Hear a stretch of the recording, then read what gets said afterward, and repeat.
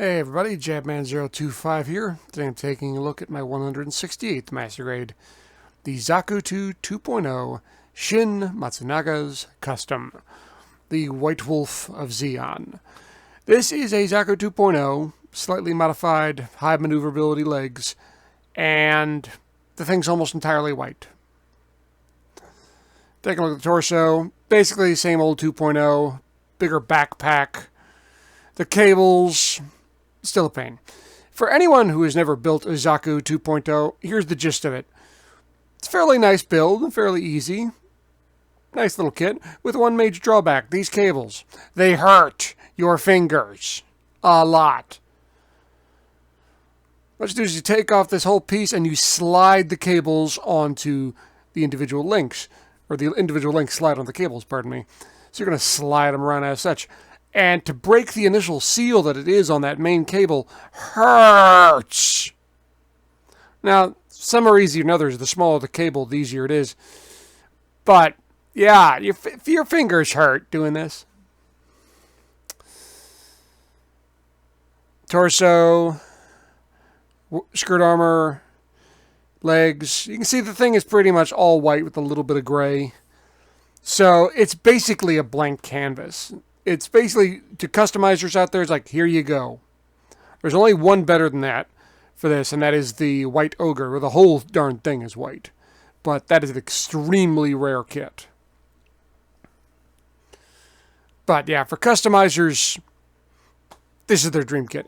The only drawback, I suppose, is if you're not a customizer, why are you getting this? You do have some painting to do. They give you stickers for it on the yellow on the up there of the arm. It has that red on the back of the backpack you got to paint. They give you stickers for those.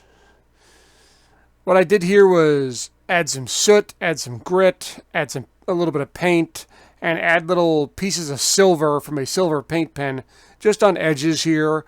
I also took a file and put little scratches in it. Nothing heavy damage. This is just a weathering job. What I like to call is real world use. You know, if you actually had a giant Zaku, it'd get beat up pretty easy. I did this with a smoke from Tamiya X19. This is like a clear gray. It's really nasty and grimy, and it looks real good. And you have these two powders, a gray and a black weathering powder. All you got to do with this stuff, this is from Bragdon Enterprises. All you really got to do with this is take a Q-tip and just rub it on.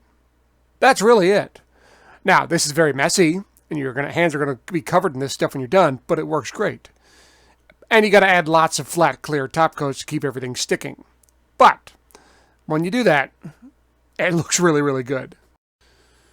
And here you see them all put together, all decaled up. The blue you see on the shoulder pad is water slide decal. They give you a top and a bottom, two different decals. And that's a gigantic pain in the butt. Do have a little bit of painting to do, as I said. Red here on the back.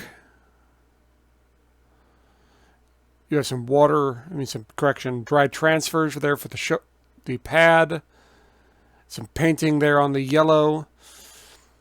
And the weathering, what I like here is I've had little nicks and cuts, like I said.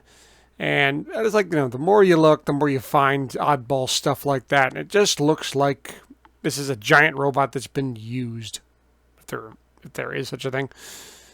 I like the little, you know, silver I've added here and there, just little touches that make it feel like a machine, kind of. A good, nasty look to it. The one place I did leave kind of clean is where the pilot enters, because I figured, hey, if there's one place they're going to clean, it's where the human's getting in and out of. And even that's got a little bit of soot to it. But yeah, those powders do a really, really good job of this.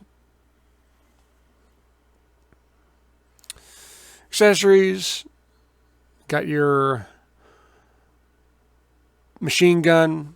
You got your axe, which if you wanted to be really particular, you could paint. And you've got a modified Zaku 2 bazooka. Primary difference you see there is an extra ammo pack. So it can fire multiple shots. Don't know if I mentioned before, but there is a dry transfer White Wolf decal down there on the leg. They give you lots more decals than this. I went really light on decals on this one, just because I didn't think it really needed it with everything I've done. Plus, sticker decals on weathering always look terrible, so just don't use them. I got this guy as a companion piece to my Gundam ground type here. I just think they mesh really well together.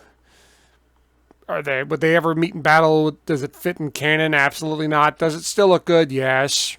It's just a good mesh here. Both got some weathering to them, both a little beat up. I like it. Final thoughts on this kit.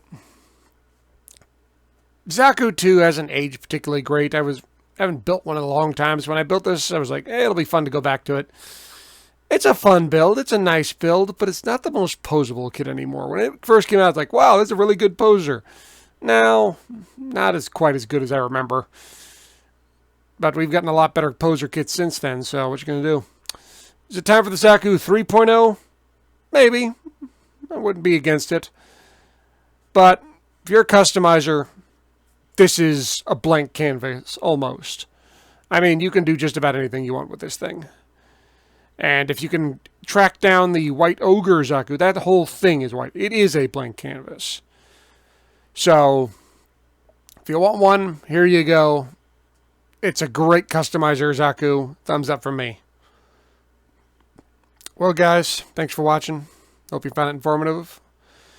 I know I didn't go too in-depth in detail on the build of this kit, but I've done lots of other Zaku 2.0s, and they're more or less the same. So check the older videos if you're interested. In my opinion, the best Zaku 2.0 was Char's Zaku 2.0. But like I said, hey, Bandai, you want to make a 3.0? I'll buy it. Alright, guys, thanks for watching. I'll see you guys next time. Oh, and one more thing. What do you mean they're both mine? It's yellow. I'm the White Wolf. Why is it yellow?